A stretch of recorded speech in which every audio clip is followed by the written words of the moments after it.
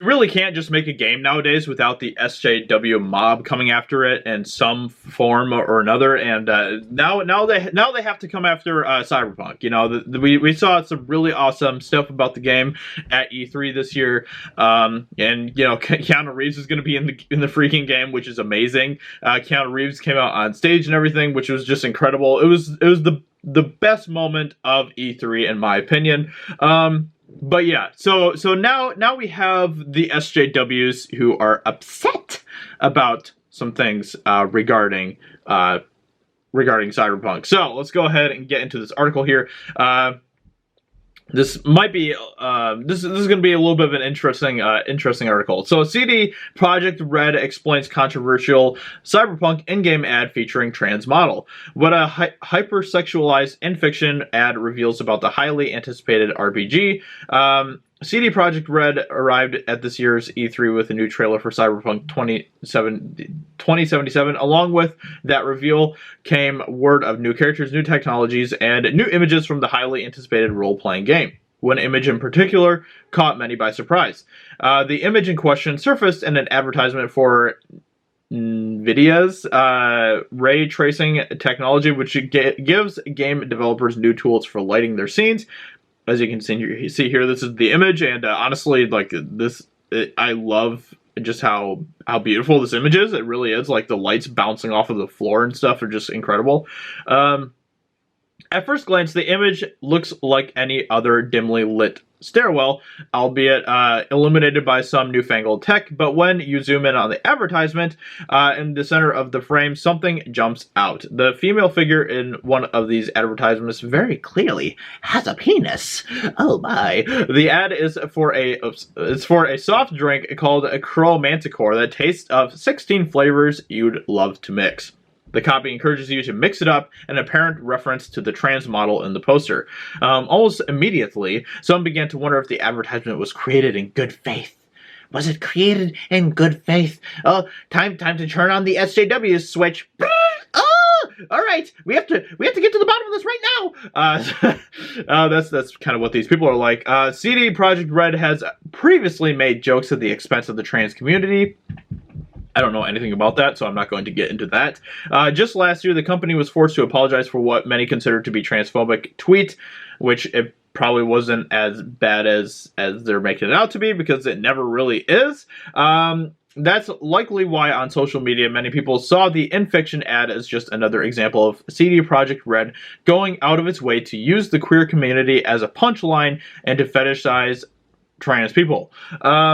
So, you know, they're already diving way deeper into this than they should be, because they obviously don't know the facts of this situation. So here we go. This is where it gets really juicy. Shortly after the image showed up on my Twitter feed, I walked into CD Projekt's meeting space at E3 and asked the company about it. Wow, so brave. So brave of you. Who are you? Charlie. So brave of you, Charlie. Good job, Charlie. Let's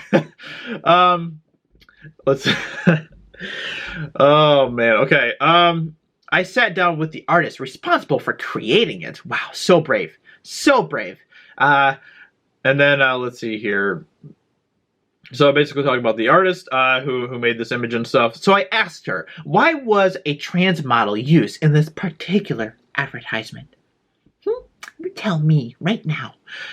Personally, for me, this person is sexy. I'm not even going to try to pronounce her last name, okay? I will butcher it no matter what I do. So, I like how this person looks. However, this model is used, their beautiful body is used for corporate reasons. They are displayed there just as a thing, and that's the terrible part of it. She said that the world of Cyberpunk 2077 includes many people who are gender non-conforming, some of whom enjoy showing off their bodies in public. They're a demographic group with significant purchasing power, and so mega corporations use their likenesses to sell soft drinks. It's supposed to be a play on the same sort of hypersexualized advertising that modern companies use to sell products today, just brought in line with the kind of future CD Projekt wants to portray. Which, and then she, let's see, in the year 2077, especially with how much body modifications are available, I think people will just mix and match however they want, however they feel. And even society is more open to different kinds of relationships. So basically she's saying is this just plays into the world building of the game. This just plays into the story of the game.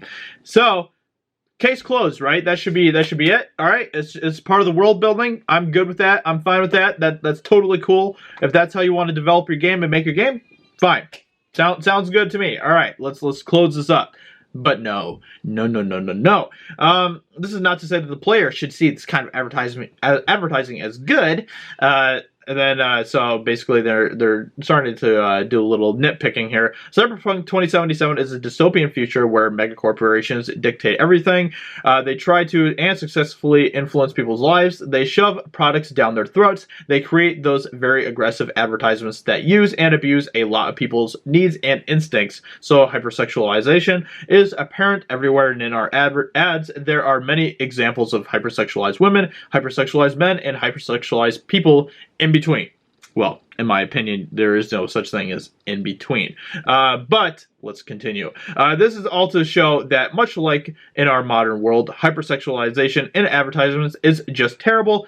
It was a conscious choice on our end to show that in this world, a world where you are a cyberpunk, a person fighting against corporations, that advertisement is what you're fighting against. Good old Charlie, so brave, so beautiful. I asked, what's her name, what she would say to those in the trans community who might be offended to see themselves portrayed in this way in the game.